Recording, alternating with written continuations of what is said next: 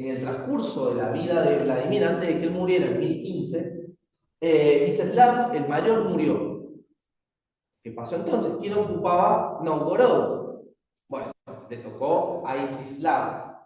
Se fueron corriendo de cada sede, fueron pasándose y Boris, que era un hijo que no menciona acá, entra dentro de la escala. ¿Qué nos indica eso? Al menos en una primera parte vamos a plantear, hay autores que plantean que la Rus de Kiev se organizó bajo un principio de autoridad generacional compartida. ¿Qué significa esto? Solamente van a gobernar los hermanos vivos de una misma generación. Yo les había preguntado recién, ¿qué pasa si el hermano mayor que murió tenía hijos y podían reclamar el trono?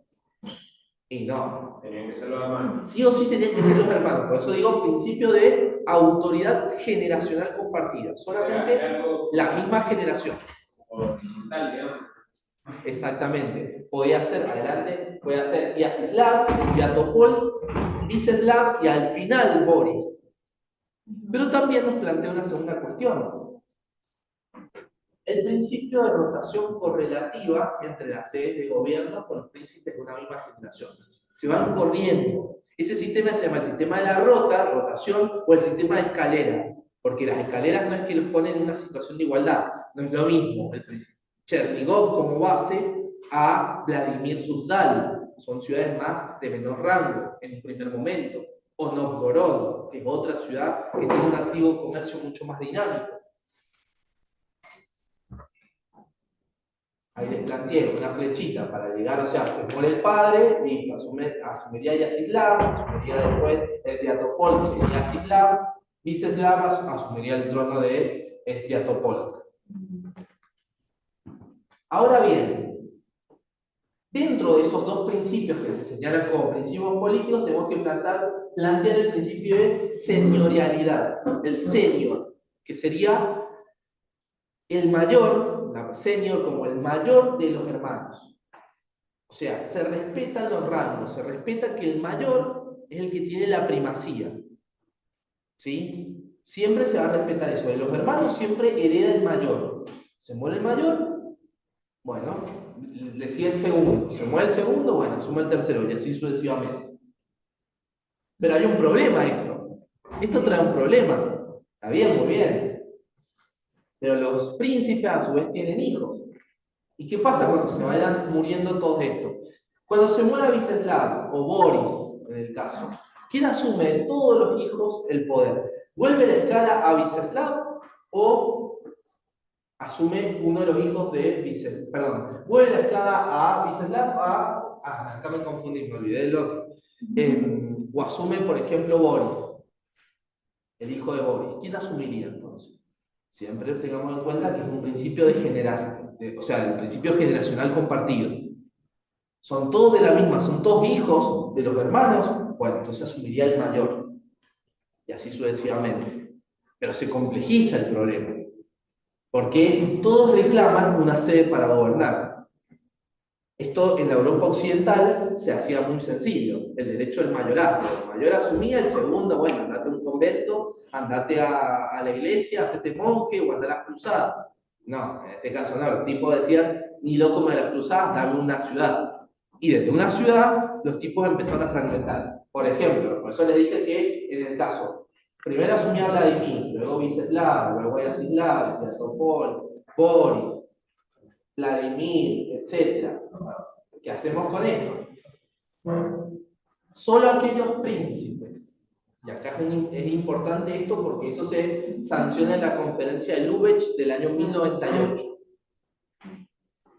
A medida que van pasando las generaciones, este gráfico se extiende. Y les voy a mostrar cuántos príncipes van a haber y cuál es el árbol genealógico de la dinastía Riurikida. Pues no olvidemos que todos estos pretenden ser descendientes de un antepasado epónimo que es Riuri. No nos olvidemos eso. La dinastía Riurikida va a gobernar hasta el año 1613, hasta el periodo de los tumultos en Rusia.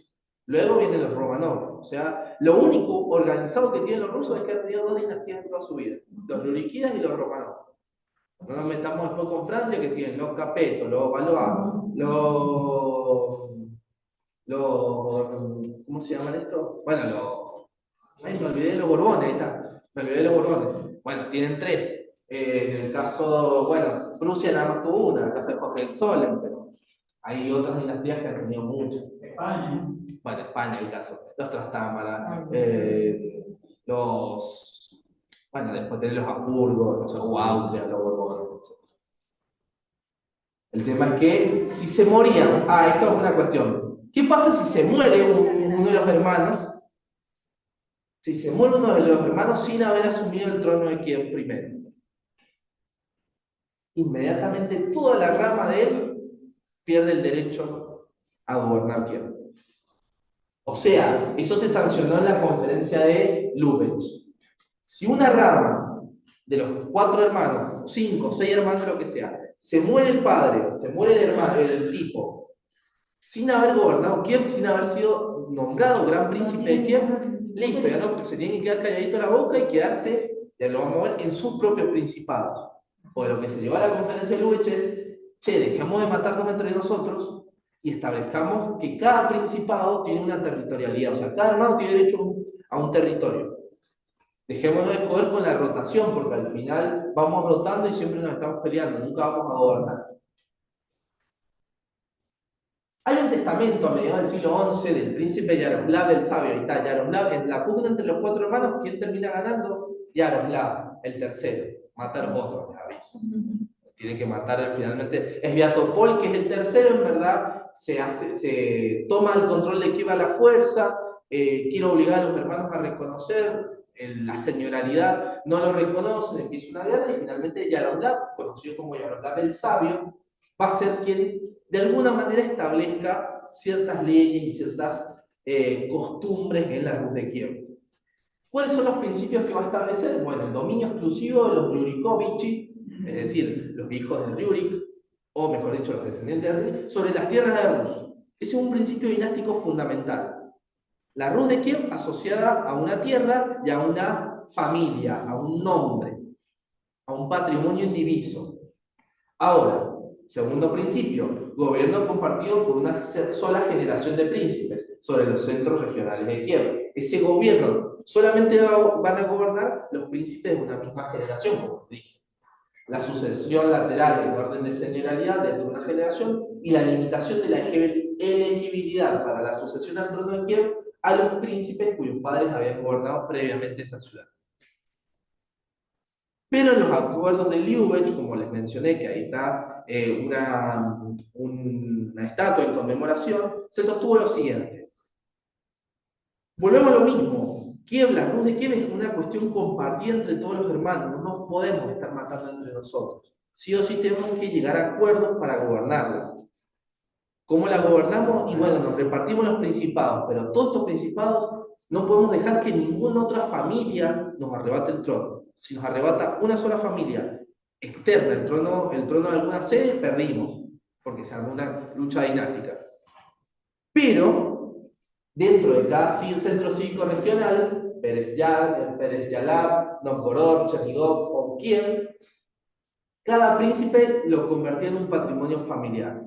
Perdón, ahí, excepto Kiev, porque solamente Kiev quedaría sujeto a la rotación. Se eliminaba el sistema de escalera por el cual yo le iba sucediendo al hermano y al contrario, solamente el orden de sucesión quedaba igual. El hermano mayor asumía, pero solamente Kiev era la que se iba cambiando de manos. Entonces, cada familia, los Yaroslavich, los Vladimirovich, todos ellos, que son los hijos y nietos, etcétera, de Vladimir I, son los que van a empezar a decir, bueno, Chernigov es mía para siempre, y para mis hijos, mis herederos, mis nietos. Ahora bien, si me toca gobernar, yo le voy a dejar a mi hijo el poder. Pero si yo me toca a mí, justo a mí, me toca gobernar quién, me voy a ir a Kiev. Vamos brevemente, pues ya estamos medio jugados con el tiempo, sociedad y economía en la Rus de Kiev. La base de la economía de la Rus eran campesinos agricultores llamados Smerdi, que practicaban una economía doméstica, eran propietarios, entre comillas, propietarios de sus propias parcelas de tierra, ellos eran los dueños de sus medios de producción, vamos a aplicar terminología materialista, Eran dueños de su medio de producción, pero no del plus trabajo. O el plus trabajo lo tenían que dárselo, ya sea a la drusina, a la élite boyarda o bien al gran príncipe. Ahora bien, vivían en sus propias chozas. Ahí les doy un manuscrito, una imagen de un manuscrito medieval, explicando a los campesinos agricultores ucranianos. Tengamos en cuenta además una cosa, Ucrania históricamente ha sido, o sea, las tierras ucranianas históricamente han sido casi como la pampa húmeda argentina. Un puesto, o sea, tienen una tierra infinitamente benéfica para el cultivo. O sea, podríamos decir que actualmente con la guerra en Ucrania, los precios de los cereales se elevaron por las nubes. Precisamente ¿por qué? Pues se convirtió Ucrania progresivamente como en el granero del mundo contemporáneo.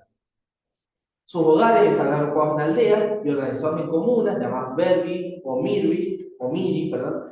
Y hay algo importante en común a todas las comunidades de aldea, comunidades campesinas aldeanas, que es el derecho común.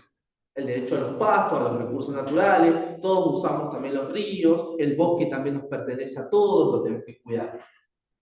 Ahí tenemos una ilustración, una imagen de las chozas. Y algo que usaban ellos es el método de roza y quema, que si alguno lo conoce o lo estudia en antropología, etcétera, consiste en talar los bosques, luego prenderle fuego de manera controlada y que la misma ceniza fertilice el suelo. Entonces, de esa manera, los nutrientes van fertilizando el suelo. Pero entre las actividades económicas de la Rus de Kiev, importante es la actividad de ganado porcino, vacuno, etcétera, y se dedicaban sobre todo a la caza de animales grandes, sobre todo por la piel, que era lo más importante, y sobre todo eran bastante interesantes la apicultura que trabajaban, o sea, criaban colmenas, o sea, mantenían colmenas para la producción de cera y miel, un recurso muy codiciado en esa época.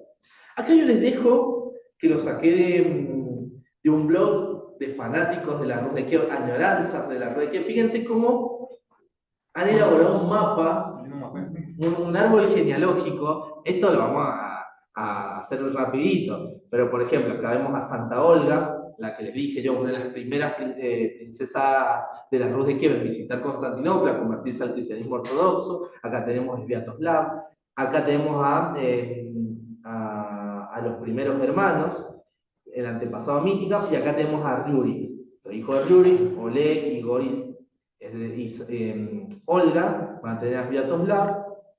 De Sviatoslav tenemos a Yaropolk, Oleg, Vladimir. Tengamos en cuenta que Vladimir tuvo que matar a sus hermanos, les dije eso, mató a Yaropolk, a Oleg. Y de ahí tenemos los hermanos, Yacislav, Sviatoslav, Sevolod, y así sucesivamente. Por eso no vamos a extendernos. Tengamos en cuenta que el apogeo de la Rus de Kiev va a ser sobre todo en el siglo XI. En el siglo XI, donde va a experimentar un gran crecimiento demográfico, donde se estima que la población, esta es una recreación medieval también sacada de este blog, hay personas como yo, por suerte, que me encanta recrear en miniatura o tener una recreación de alguna ciudad medieval en miniatura. Bueno, esta es una aproximada como cómo se veía la Rus de Kiev, Kiev hacia el siglo XI, siglo XIX. Se estima que tiene una población entre 36.000 y 50.000 habitantes. Eso es poco o mucho. Mucho. Es mucho, exactamente. ¿Por qué? Tengamos en cuenta que la población más grande, tengamos en cuenta que Bagdad, siglo X-XI, antes de la llegada de los mongoles, del ilcanato mongol, va a tener 300.000 habitantes, 300.000, 400.000 habitantes. Constantinopla, en esta época, fines del siglo XII, perdón, con los comnenos, va a tener 500.000 habitantes. París, Londres, entre 30 y 45.000 habitantes, o sea, estaba en la media. Y para hacer una población de la estepa era bastante. Fíjense que destaca en la arquitectura que están planteando estos reconstructores, ¿qué destaca en este paisaje? Las iglesias. Las iglesias, exactamente. Las iglesias con la cúpula, con un formato claramente constantinopolitano, y no sé qué, no sé qué pasó ahí, porque ahí venían otras cosas, pero no lo tengo. Bueno, cuestión para resumir. Algo importante de la economía de Kiev es precisamente que tenemos a una base campesina que era el sustento material de todas las élites. Tenemos una élite clerical que obviamente obtenía tributos, era mantenida por el gran príncipe, se encargaba de la protección y de la manutención, y sobre todo la élite boyarda, la élite terrateniente que usufructuaba las tierras, como les dije, los trabajos de los campesinos. Y además, estas élites boyardas que tenían grandes propiedades y extensiones de tierra, se dedicaban a la ganadería. Sobre todo a qué ganadería, a la cría de ganado caballar, equino. Obviamente, ¿por qué? Por una necesidad estratégica. Eran necesarios los caballos para la guerra. Ahí enlazo con lo que les dije al principio de que los varegos, los rusos, dejaron de ser infantes para convertirse en jinetes para comandar tropas de caballería. ¿Por qué? Por ventajas estratégicas, la movilidad en la zona de la estepa, la cuestión de las distancias, etc. Y acá les dejo, obviamente, dos imágenes. Una es la batalla del río Calca y otra es la toma de Kiev del año 1240 en un códice. Para resumir, pues estamos muy cortos de tiempo.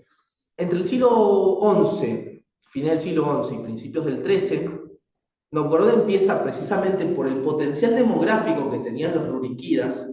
Van a tener muchos hijos entre los príncipes, muchos hijos, van a aspirar todo el tiempo al trono.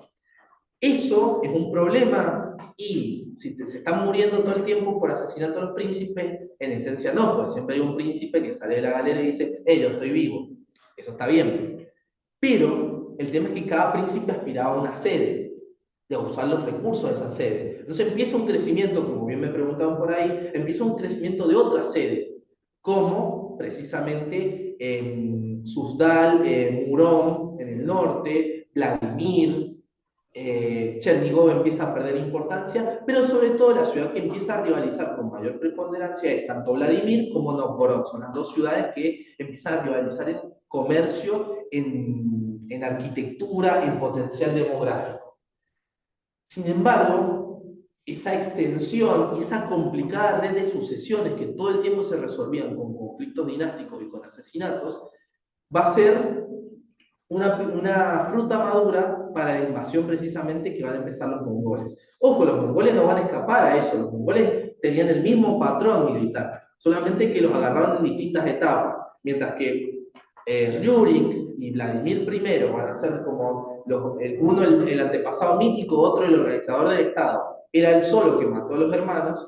Genghis Khan también le tocó de alguna manera, sería él solo el gran Khan de los mongoles. Y le va a pasar exactamente lo mismo. Para eso lo vamos a ver ya brevemente en la clase que viene, pero los mongoles también tenían un principio de sucesión a través del mayor.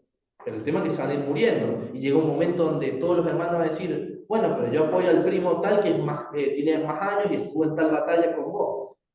Y así el imperio mongol, que tan potente va a ser y que se va a expandir a expensas de todos los territorios de Asia Central, de la estepa y de la Rus de Kiev, van a fragmentarse en 4 estados, que va a ser un gran Kanato, con capital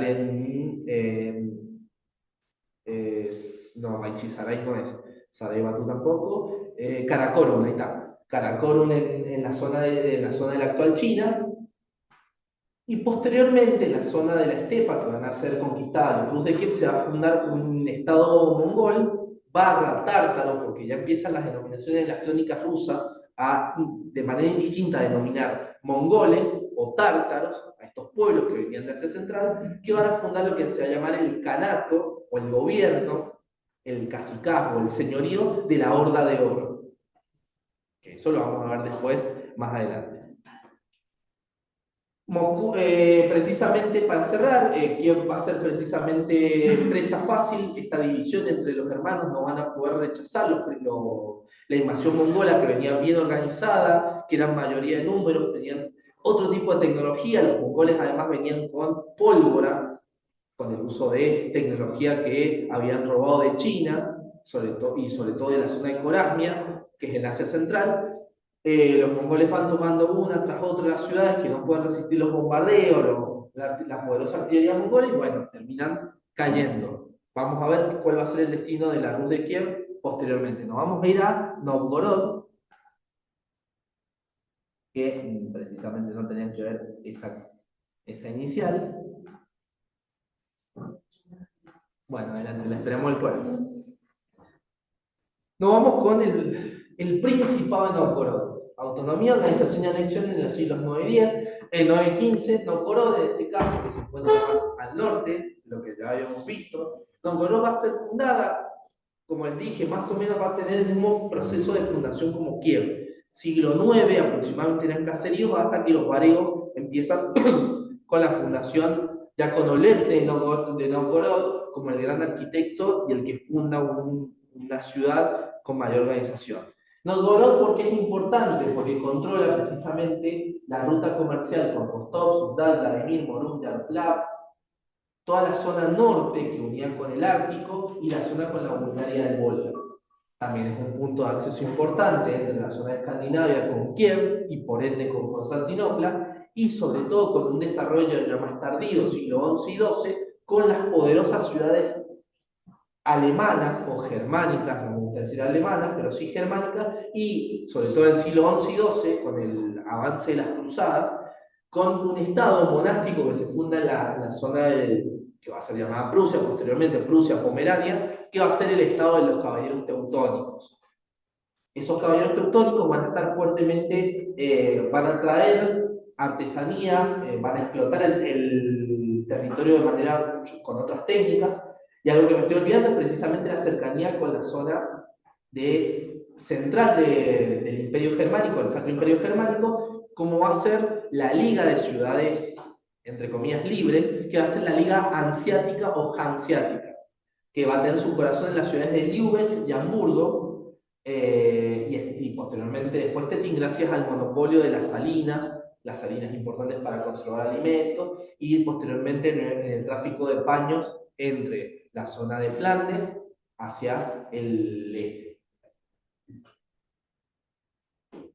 Acá, para aquellos que les guste, le interese, tenemos como fuentes escritas, mientras que nosotros teníamos el cantar la crónica primaria rusa o el cantar de los días pasados.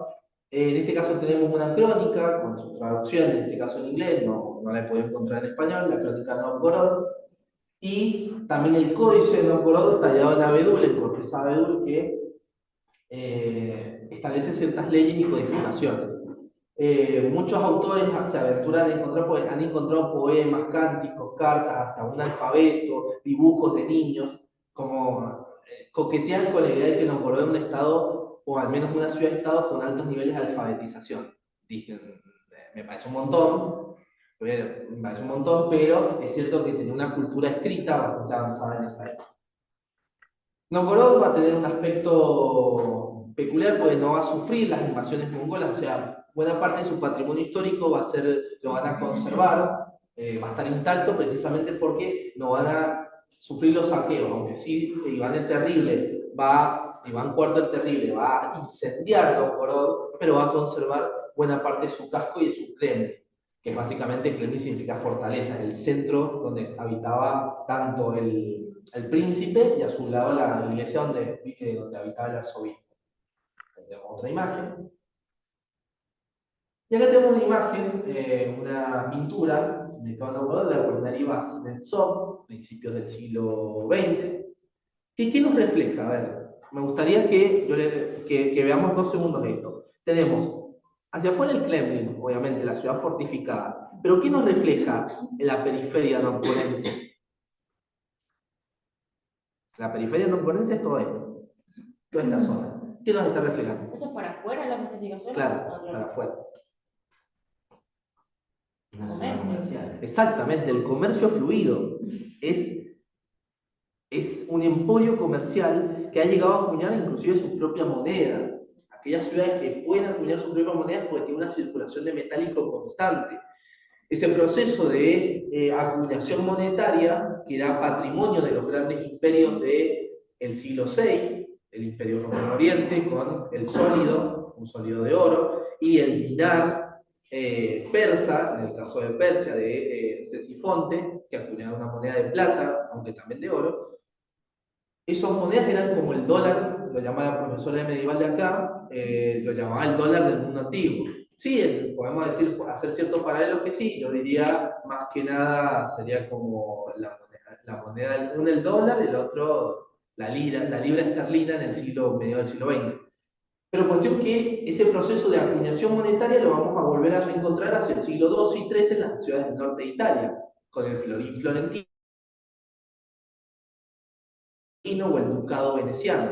Entonces, si nos está diciendo que Novgorod también tiene su propia moneda, nos está reflejando que tiene la suficiente autonomía y poder económico como para establecer sus propias tasas monetarias y tener un control sobre el comercio.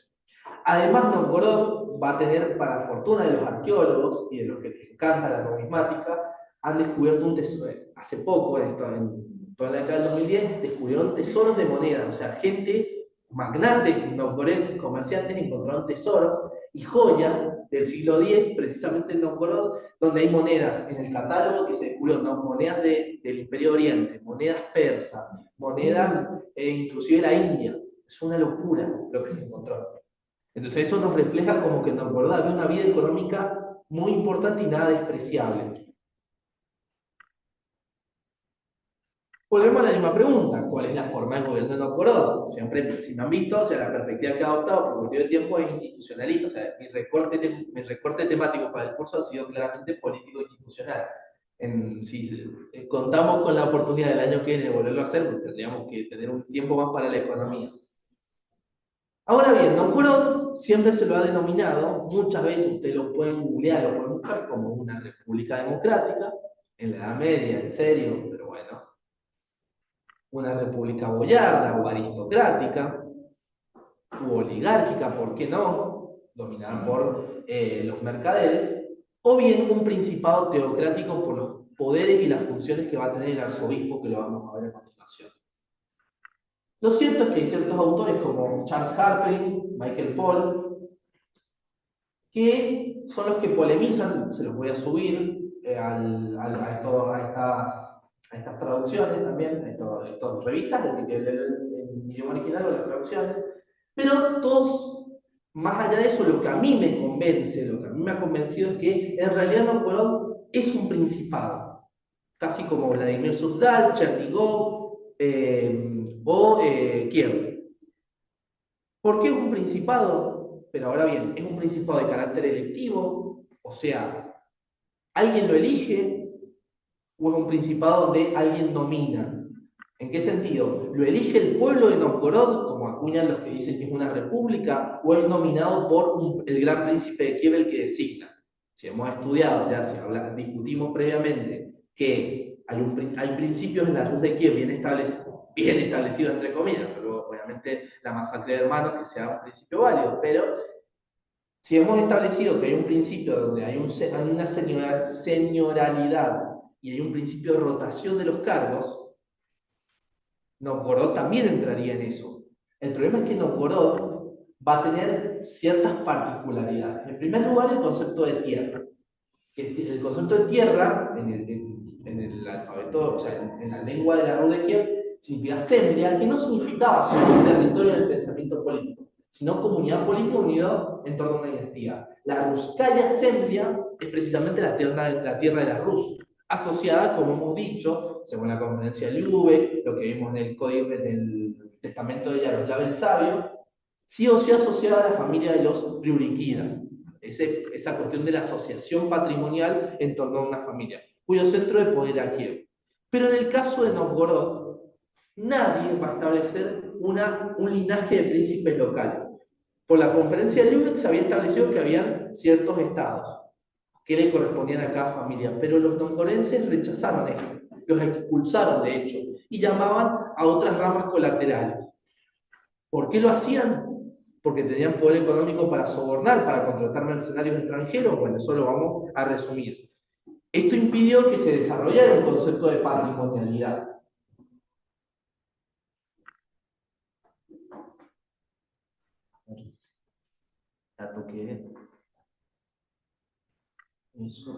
¿Cuál es el mito central que algunos autores hablan de Novgorod? El mito central, en este caso la invención de la tradición novgorense, es que es una ciudad-estado protegida por Santa Sofía.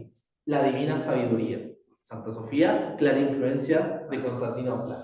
Esta identificación ciudad, catedral o iglesia mayor con la patrona, la Virgen, la Madre de Dios, la Teotocos, funcionó como una ideología cohesionadora, similar a una teología política. Es decir, la iglesia, en tanto la Madre de Dios, justificadora del poder de Novgorod. ¿Dónde vemos eso? En monedas y sellos, como con Santa Sofía y símbolos cristianos, iglesias y monasterios, y además se veía la prosperidad comercial como bendiciones. Algo importante es que el tesoro de Novgorod, las arcas del principado, van a estar en la iglesia. Por eso nos lleva a pensar de que en la organización política vamos a ver la preponderancia, hasta cierto punto, que va a tener precisamente el arzobispo. En cuanto a la organización social, no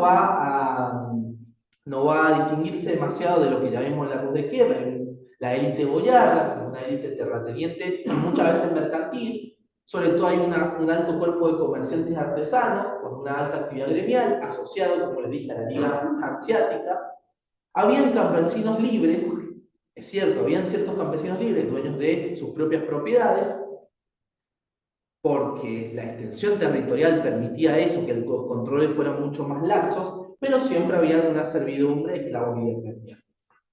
Ahí tenemos una escena del códice de la crónica de los tiempos pasados, donde se refleja la construcción de Novgorod, la tala de árboles, como algo similar. Instituciones políticas, a esto quería llegar.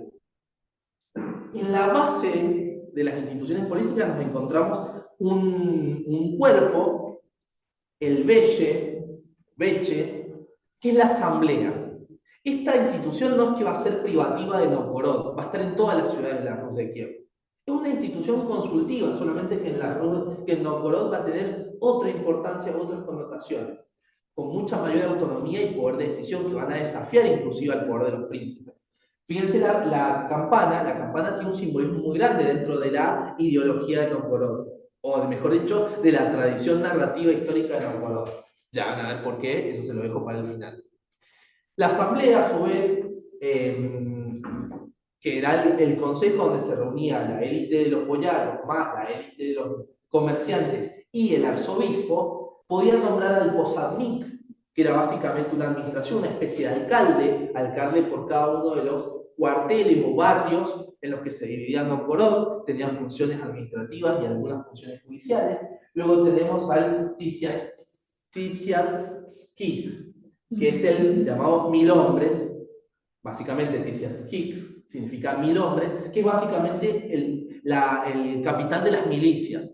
El capitán de las milicias de Novgorod que protegía el territorio, aunque con el paso del tiempo va a tener cada vez funciones militares que se van a extender sobre el territorio. Y sobre todo el arzobispo de Novgorod, que va a ser elegido localmente desde 1156 hasta que se asume, primero va a ser obispo y luego va a llegar a la sede de arzobispado en el 65. Aunque Novgorod no va a ser todavía en esta época una metrópoli, que es lo que le da autonomía de Kiev. Va a seguir teniendo una cierta sometimiento a Kiev. Es como, a su vez, Kiev está sometida al patriarcado de Constantinopla en esta época. Es así, es como los viejos patriarcados, los patriarcados tradicionales de Jerusalén, Antioquía y Alejandría estaban subordinados al de Roma, salvo al de Constantinopla. Bueno, así sucede. Perdón, pero son como formas de nobleza, como el antiguo de la nobleza de toga, la nobleza ¿En de cuál? ¿En esto registrado? No, No hay nobleza. no hay nobleza. O sea, la élite boyarda es básicamente una élite terrateniente. En general, algunos tenían grandes propiedades de tierra, era lo que los caracterizaba, pero algunos de ellos pertenecían a la drucina del príncipe. Salvo que en Novgorod pasa que era muy circunstancial que el príncipe estuviera en Novgorod. No había una rama, por ejemplo, los Monovakovich o los Tsevich, algunas de las ramas en las que se fue dividiendo Rurik, ninguno se asentó como decir, bueno, los Chernigov nos pertenecen a tal. Entonces, casi todo va a ser una élite terrateniente, boyarda, y una élite comercial mercantil, con acceso a poder. Pero lo que algunos autores dicen es que estos cargos, el de Posadnik y el de 1000 hombres, le pertenecían, casi siempre lo decían, entre el arzobispo y los señores y los militares. El arzobispo de Novgorod, Sus funciones, vamos a ir más rápido. ¿Cuáles son las funciones? Era jefe del Consejo de los Señores y tenía un representante del Beche. Era administración del Tesoro Estatal, como les dije yo, guardaba en Santa Sofía. Era embajador y diplomático, tenía poderes, como ven, ya empieza a correrse la esfera de entre lo secular y lo religioso. Este arzobispo empieza a comportarse casi tanto como los obispos de algunas ciudades germánicas, como Colonia o, ¿cuál es la otra ciudad siempre? Treveris, ahí está. Maguncia, Colonia y Treveris, que van a ser 3 ciudades, 3 obispados, que van a tener participación en el consejo electoral no consejo electoral, en la dieta del Sacro Emperador Germánico, que van a elegir al emperador. Era juez de mercaderes extranjeros y árbitro en conflictos internos, guardián de pesos y medidas, fundamental para el comercio. Solo ejercía el poder político secular solo si era necesario. Por ejemplo, defender sus tierras, porque hay algo que me olvidé. El arzobispo era el primer terrateniente, generalmente. Siempre la iglesia va a querer generalmente tener la mayor cantidad de tierras posible. Y va a colaborar con el gobierno norcoreano. Si bien cumplía funciones que en otros principados correspondían al príncipe, generalmente en colaboración con la élite boyarda, a diferencia de los obispos ortodoxos de otras regiones, el arzobispo novgorod tenía poderes civiles únicos, pero nunca llegó a tener un poder territorial fuerte, es decir, yo soy el jefe de la ciudad de Novgorod. Entonces, eso al menos a mí me aleja de la posición de los que dicen que Novgorod fue un principado teocrático. Siempre va a estar subordinado. Esta es Santa Sofía de Novgorod. Esta extensión territorial, este es un mapa holandés, mejor dicho, un mapa hecho por un habitante de los Países Bajos del siglo XVI, se caracteriza, fíjense, por la cantidad de estepa, de bosques, pero este territorio que tenía Novgorod hacia el año 1488 es engañoso. ¿Por qué? Porque como les digo, en verdad, Novgorod, su base territorial, su control efectivo era sobre todo esta parte. Sobre todo había dos ciudades que controlaban. En un primer lugar Novgorod, la otra ciudad Pskov, que estaba muy cerca, que generalmente Pskov se quería emancipar del yugo novgorense, por el pagado tributo. Todos los territorios que se encuentran más al norte, hacia la estepa, hacia el mar Ártico, hacia el océano Ártico, digamos que era una soberanía más teórica que real. De vez en cuando, una vez al año, partía un conjunto miliciano con una expedición de 10 o 15 soldados a ver a quién encontraban. Si encontraban un pescador, un cazador por ahí en una cabañita, le pedían tributo y se iban. Extorsionaban y pedían tributo. Era una forma de ganar recursos adicionales, pero de ningún modo hay una soberanía teórica en esos territorios.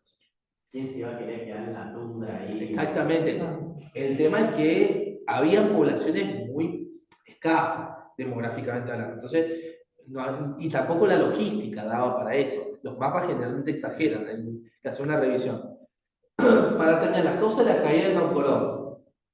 Novgorod, así.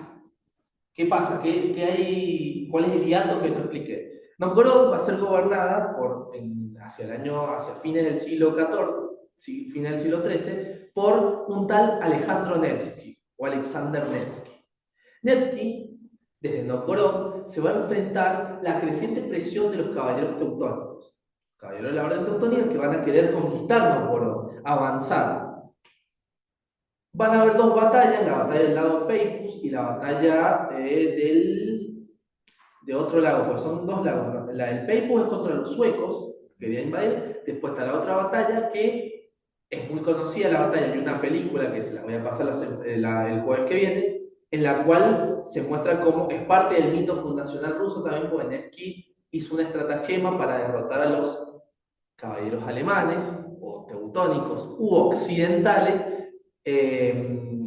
haciendo que peleen en un lago congelado y los tipos con el peso más delgada, entonces el peso de las armaduras los terminó hundiendo y se murieron y ganó la batalla.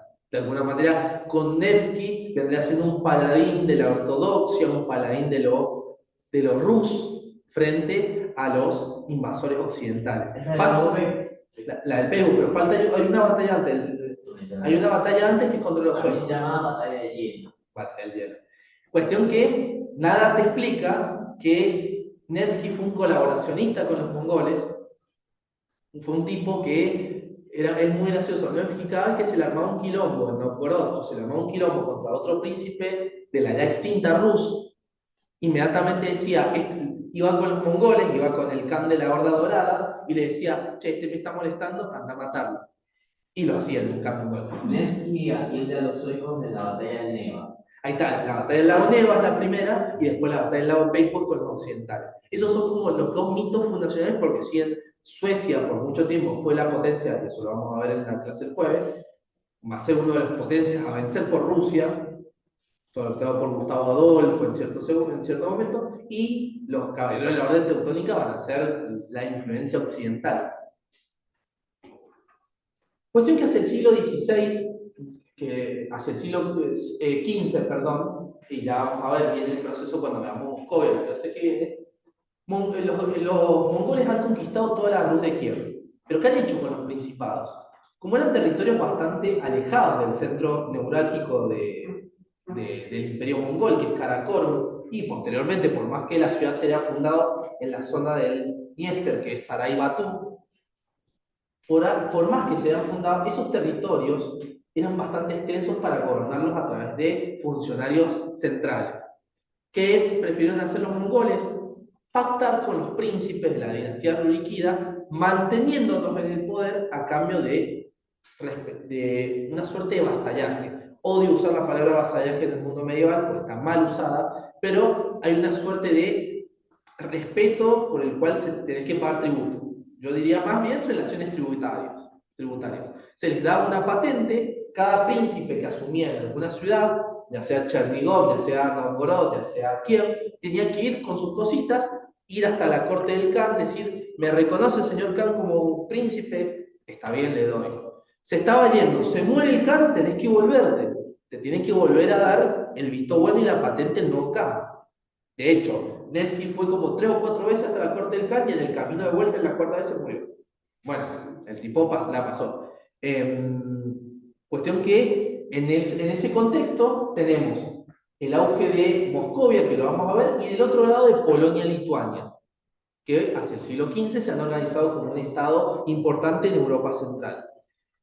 Cierta parte de la élite novgorense quería una alianza con Lituania, pero hay un problema, Lituania era católica. Y la otra parte de la élite novgorense decía, no, yo quiero mantener mis costumbres ortodoxas, no voy a renunciar a mi tradición ortodoxa por más que Moscovia nos quiera conquistar. Entonces, hay una debilidad estructural para sostener una élite unida, siempre que la élite esté dividida, es fácil para una potencia extranjera. Hay una incapacidad de Novgorod para proyectar un poder militar, esa misma estructura consultiva con el Veche, como órgano consultivo, el arzobispo, que no puede, que es ostenta ciertos poderes seculares, pero no del todo, lo lleva a ser incapaz de enfrentarse, obviamente, a una expansión como la de Moscú, y finalmente se producen dos derrotas, la derrota en el río Yelón en 1471 y la anexión definitiva en 78. Esta es una imagen que muestra cómo las tropas de Iván el Terrible, Iván IV el Terrible, invaden Novgorod, y fíjense dónde está la campana. Y arriba, en el centro, hay un soldado de Iván mofándose. Vamos a un hecho mucho más concreto, la destrucción del Veche por Iván III, perdón, en 1478, y me quiero quedar con esta imagen. Fíjense, este manuscrito medieval que se están llevando los moscovitas. La campana. Era como el trapo. Era la victoria, exactamente. Es como los trofeos que se observan ahora en la guerra. Los triggers, ¿cómo son los tanques? Vos que sabés de tanques. ¿Qué tanques se llevaron los rusos para esposarlo en el Día de la Victoria el año pasado? No me acuerdo si era un Abrams. Los Abrams, sí, sí. Leopard. Los Leopard y los Abrams, sí, se llevaron un montón para esposarlo como trofeo de guerra. No sé, y ahora se acaban de llevar un vehículo de transporte estadounidense. Y los Bradley, hay varios blindados que los dejaron los ucranianos, se fueron y los tienen los rusos. Sí, señor. Los Bradley. Pregunta, ¿Moscovia en ese momento o Moscú? No, Moscú o Moscovia es lo mismo. Gran Principado de Moscú o Moscovia. Moscovia en ese momento ya no tenía, o sea, había surgido aparte de Kiev, aparte de... Era un pequeño pueblito en la Rus de Kiev, era un pequeño puesto avanzado, ni siquiera tenía personalidad como poder jurídica. que empezó a crecer. Pero uno de los hijos de Alexander Nevsky, Andrei, hacia fines del siglo XIII, en 1280, es que funda Kiev, se asienta ahí y empieza a tener un territorio. Siempre bajo la protección de los khanes mongoles. O sea, los Nevsky, que van a hacer la línea rurikida, que van a gobernar desde Moscú, siempre van a aprovecharse astutamente de los mongoles. Hasta que llegan a un momento donde son lo suficientemente fuertes como para desafiar la autoridad de los mongoles y empezar a forjar y a absorber todos los principados. ¿Alguna otra pregunta más para el jueves? ¿No? ¿Ya firmaron toda la asistencia? No, yo no. Bien.